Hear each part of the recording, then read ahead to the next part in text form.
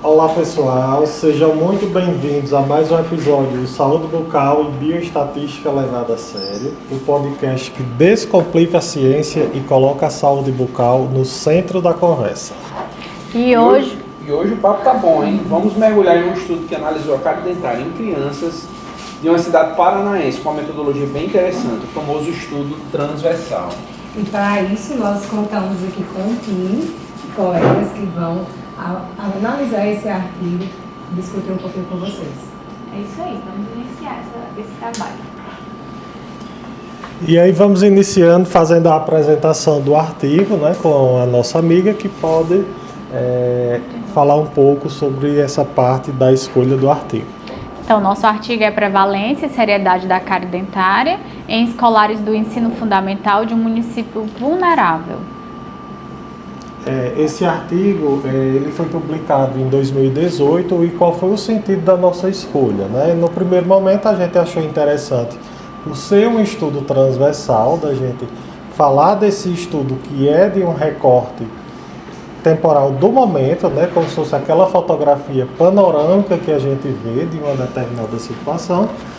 E à medida que a gente foi lendo esse artigo, nós identificamos alguns vieses de pesquisa, principalmente relacionado à parte de materiais e métodos e também à parte da bioestatística, que é o nosso foco principal. Então vamos iniciar com o nosso amigo Jair, né, que é especialista na bioestatística aqui, para a gente falar um pouco sobre esse artigo. A cárie dentária como problema de saúde pública, né? A cárie dentária ainda é um problema de saúde pública no Brasil e na maioria dos países industrializados. No Brasil, a doença afeta mais de 50% das crianças até 5 anos, aproximadamente 80% dos adolescentes e quase que 100% da população adulta. E aí, qual foi o objetivo desse estudo, Najara, acerca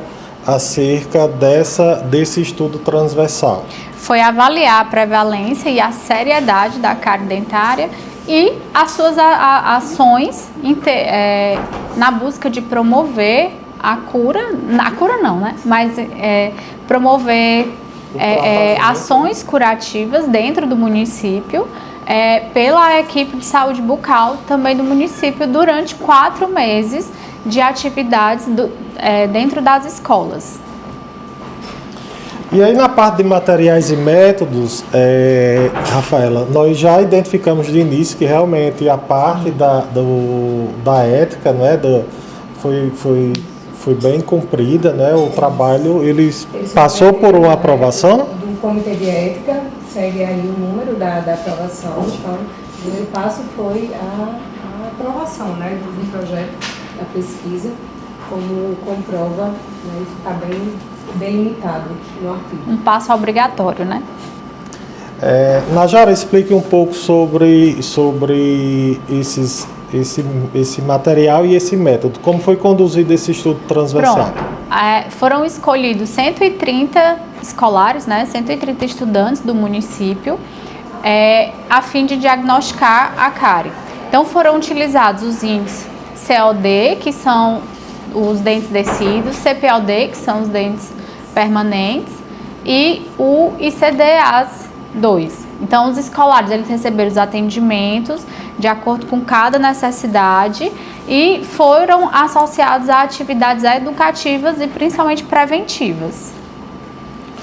E aí a gente consegue observar, não é, Jair, a identificação de alguns vieses nesse artigo, de algumas falhas. Se a Rafaela também quiser falar um pouco sobre... Inicialmente, nós observamos que eles calcularam uma amostra de 155 crianças dessa escola e aí submeteram, após o Conselho de Ética, ao termo de consentimento livre esclarecido, o TCLE, e aí dessas 155 crianças, nós observamos no artigo a primeira falha dele, que eles colocaram lá que 35, N igual a 35, do número de pessoas que se recusaram a assinar e participar da pesquisa. E a amostra final, que coincide tanto no início da pesquisa como também na discussão lá do artigo, que foi a amostra de 130 escolares que participaram aí, que assinaram o termo e participaram dessa pesquisa diretamente. Lá na discussão eles fazem uma correção, né? Porque inicialmente quando a gente verifica de 155 para 130, né? 130 seria uma quantidade de 25 pessoas que desistiram. Então, 35. não 35 como está no material e método do artigo. E lá na discussão eles fazem essa correção, acredito que essa falha aí foi percebida por todos nós aqui. Lá ele coloca na discussão que foram realmente o N corresponde a 25, né, do número de pessoas, de crianças que não participaram, né? Que não conseguiram. E que a gente não conseguiu obter, né, o consentimento assinado dos pais dos responsáveis por eles terem sido encaminhados lá pelaquela UBS. Isso, então a amostra da pesquisa, né, foi realmente de 130 alunos dessa escola de Sarandi.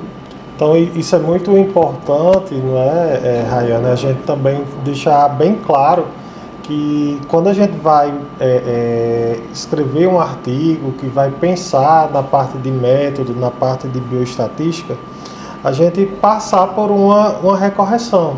Às vezes até mesmo a gente, quando está escrevendo esse artigo, a gente lê e não identifica erros. É um erro simples, mas que quando cai nas mãos de um leitor que busca, né, os dados dessa pesquisa, a gente pode deixar de citar um artigo como esse, que é de um estudo interessante, né, por conta já de erros simples que a gente identifica. Descredibiliza, né, assim, o artigo em si. E até mesmo quando a gente vai fazer o delineamento experimental, a gente consegue hoje ter noção de, com fórmulas, de quantos pacientes eu vou ter que ter se 30% desistir. Então foi um erro aí, ele não se programou a quantidade, por isso que é importante calcular amostral. Porque a gente consegue ter a percepção de quanto vão desistir, a gente ainda conseguir ficar com aquela quantidade de pacientes necessária para fazer uma boa estatística. Então a gente tem vários riscos de vieses, né?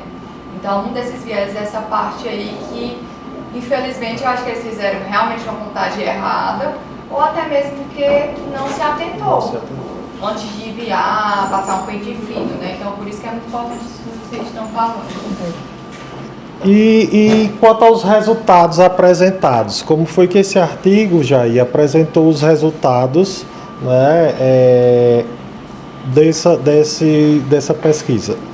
Ele apresenta através de tabelas a condição dentária, porcentagem de indivíduos livres de cárie, índice de COD, CPOD, COD e CPOD. E também faz o cálculo do desvio de padrão com a cor dos grupos e idade. Então você vai ter ali todo esse cálculo amostral já com o desvio padrão aqui no final da tabela.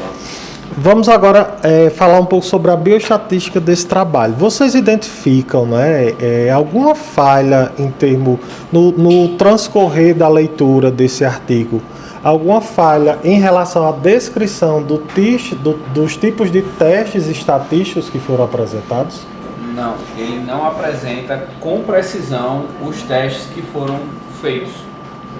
Então, ou seja, a gente acaba, não é, meninas, lendo o artigo, vendo dados que possivelmente seriam dados interessantes, mas será que isso realmente está estatisticamente comprovado? Será que isso tem significância, né?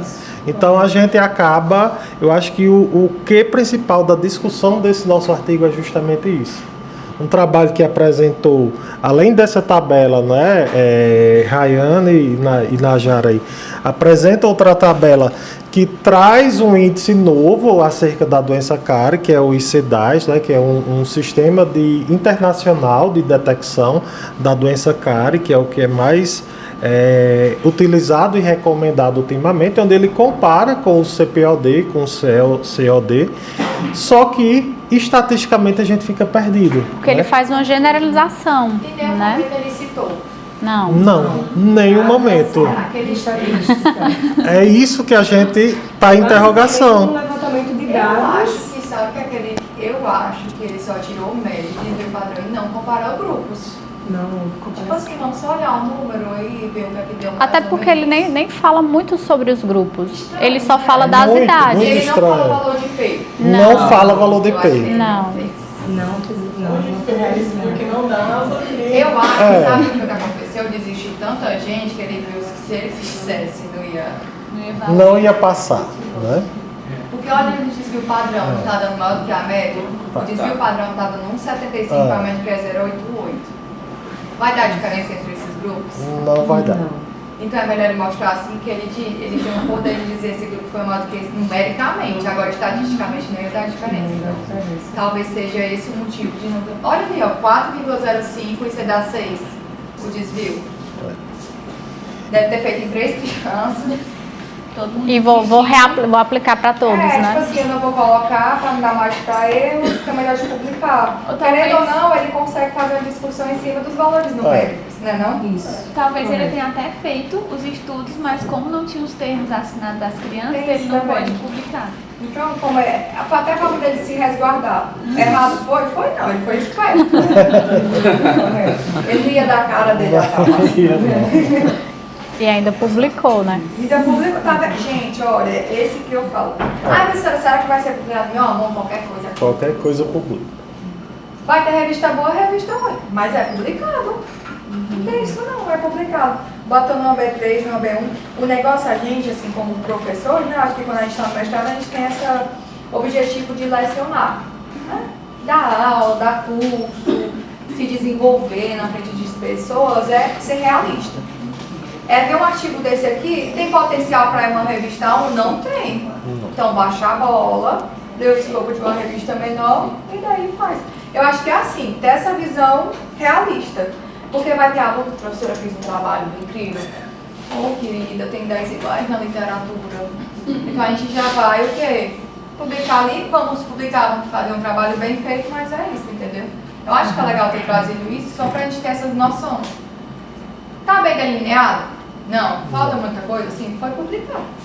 Então, né? A gente tem até falar de revistas predatórias, cuidado.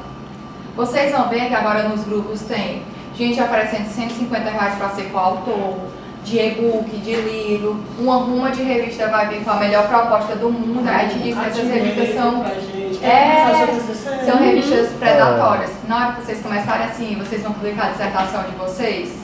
Aí fica público, vocês vão receber tanto e-mail com título, aí isso daí a gente diz que são revistas predatórias. A gente tem que ter muito cuidado, sabe? Porque assim, eles não têm uma boa revisão. Será que não é uma predatória? Se a pessoa paga, será que eles não vão publicar o artigo, entendeu? Então a gente tem que dizer não a essas revistas. Pode continuar. Então o nosso objetivo foi justamente esse, né? Identificar essas falhas, apesar de que a gente teve uma conclusão, mas nós sabemos que essa conclusão ela foi baseada, não é, em números sem dados estatísticos comprovados.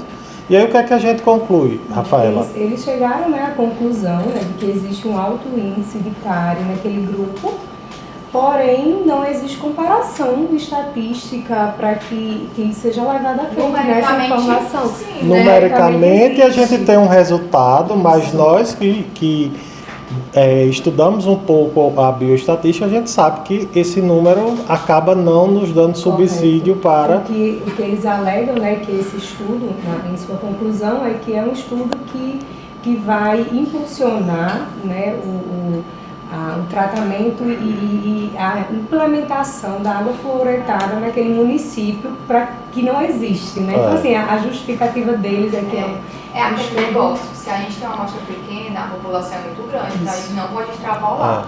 Aí ele pegou o ego dele e botou aí, ó. Eu vou botar calma. Não fez nem estatística para botar para a população fluoretada, né? Vamos baixar a bola. Né? E falar das limitações do artigo. Então é isso aí, pessoal. Esse foi o nosso papo de hoje. Queria agradecer, né, a presença de vocês e um abração e até o nosso próximo encontro. Valeu.